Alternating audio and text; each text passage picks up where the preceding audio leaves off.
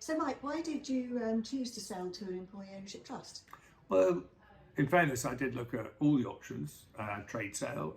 At one point, we considered perhaps a management buyout. But the EOT came out head and shoulders above everything else, and it came out probably for the following reasons. The first thing that got my attention was the tax benefit, and that is that the sale proceeds are completely free of capital gains tax. And whilst that got my attention, it didn't remain the primary thing. I was really interested in the fact that this was probably the best way to protect my legacy. So everything that I've done so far to create the Peloton could be kept more or less intact as we go forward, and that wouldn't necessarily have happened with a trade buyer.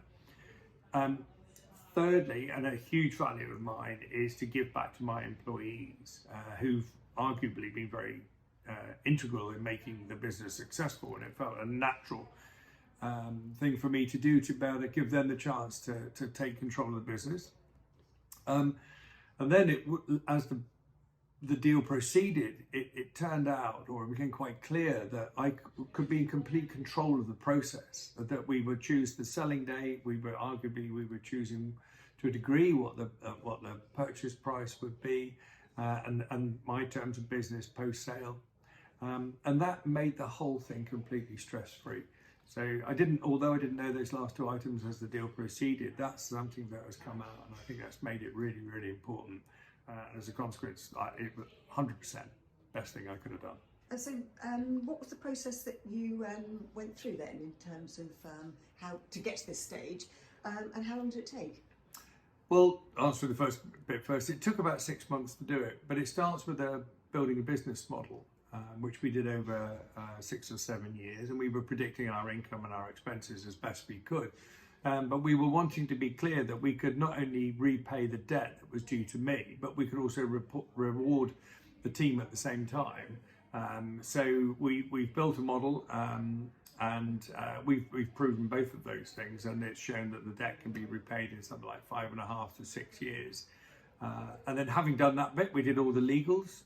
We got clearance from HMRC, and it was a fairly stressless process, to be perfectly honest. So there weren't really any hurdles along the way, as far as you're concerned? No, there were no hurdles along the way. And unlike a trade sale, I think when you get in the ring with another lawyer who's trying to make it the best deal for his client, it can be quite a stressful process. But there was none of that in this situation, because it was a known buyer and seller. That we were working together, with the same outcome. We could control the speed of the deal. We could control exactly when we went over the line. The whole process was really quite enjoyable. Great. So talking about the loan, and clearly the consideration for the purchase money is deferred. Am I correct in saying that? Yep. So how do you feel about that? Well, yeah, it's a stark contrast to a trade sale, where ordinarily you could receive, say, 60 or 70% up front and then have an earn out. On the day of sale to an EOT, unless there's cash in the business, you don't get a significant payout. So it does go on over a period of time. I think I'm okay about it.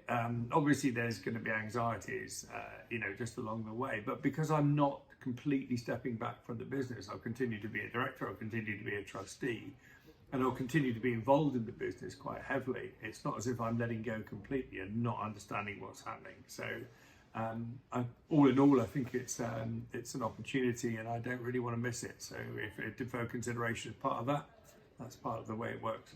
Okay, great. And finally, so it sounds like from your perspective it's all gone very well. What sort of changes have you seen since you went over the line? Well, that's really interesting. I think the first thing you see is that most of the team get quite engaged with the business, and they look at things differently. For example, I'm not allowed to turn the heating up anymore because it's their cost, not mine. But at the senior level, the thing I've really appreciated is that there's more people helping me make those tougher decisions. So that's one thing that works really well. And the other thing that works really well is I don't get involved in some of the admin that I used to be able to do. So I have stepped back from some stuff, but I now find that I've got a team of people helping me at a strategic level, and that has made a massive difference and reduced a lot of the pressure. So yeah, all in all, it feels really good to be in that situation. Great. And obviously we're going to hear from the staff in the various videos that we do, what their perspective is. But generally, it sounds like it's been a very positive experience all round. I think so.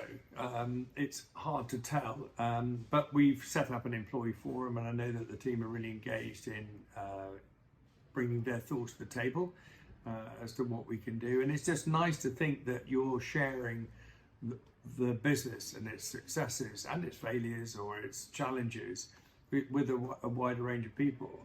I think hopefully the team, are motivated financially to do it, and I think in the period of the debt repayment, the reward is very reasonable. It's tax-free and it's up to £3,600 per person. And after we get to financial freedom, once the debt's repaid, then the reward really is quite significant. And I think that's where the fun starts, for the guys to be able to share in that. Great.